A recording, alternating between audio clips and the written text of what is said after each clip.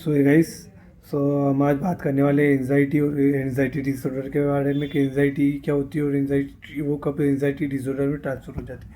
तो हम जब भी अपनी लाइफ में छोटी मोटी हमें टेंशन्स रहती है तो वो जो टेंशन रहती है वो थोड़े टाइम के लिए रहती है और फिर चली जाती है। थोड़े टाइम के लिए हमें एंजाइटी होती है और वो चली जाती है।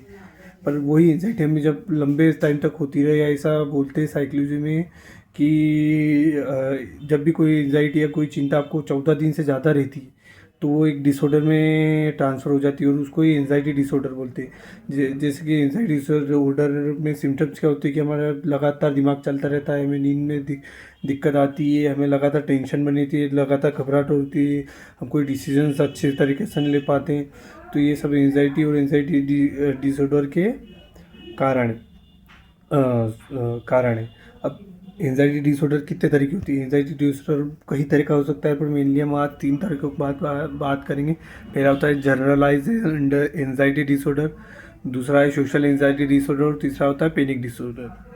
तो जब पहला जनरलाइज एंजाइटी डिसऑर्डर में क्या होता है ना, हमें जर्नल चीज़ें, जो छोटी मोटी चीज़ें रहती है जिसमें कोई कारण बड़ा नहीं रहता, पर हमें वैसे ही एंजाइटी बहुत ज़्यादा रहती है कि हम कोई भी काम करने जा रहे हैं या छोटा मोटा कुछ काम करने जा रहे हैं तो भी हमें घबराहट होती है, हमें एंजाइटी होती है और उस काम को हम अच्छी तरीके से नहीं कर पाते।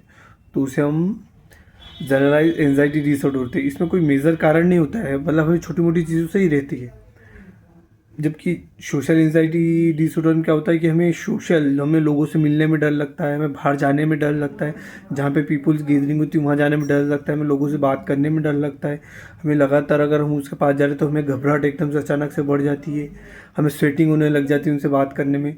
तो ये जो मतलब अगर आपको इस तरह की दिक्कत हो रही है तो उसको बोला जाता है सोशल एंजाइटी डिसऑर्डर, जहाँ पे इंसान को लोगों से मिलने में, सोशली एक्टिव होने में उसको डर और घबराहट का सामना करना पड़ता है। इसे सोशल एंजाइटी डिसऑर्डर बोलते हैं। ठीक है। और तीसरा होता है पैनिक डिसऑर्डर। पैनिक डिसऑर्डर में क्या होता है ना, जब उसको एक इंटेंस फियर आता है, मतलब अगर वो कुछ काम करने जा रहा है, जिस भी चीज़ से उसे पैनिक हो रहा है, मतलब बहुत ही ज़्यादा पैनिक हो रहा है, इतना पैनिक हो रहा है कि उसको सह नहीं पा रहा है, वहाँ से escape कर रहा है, वहाँ से भाग रहा है।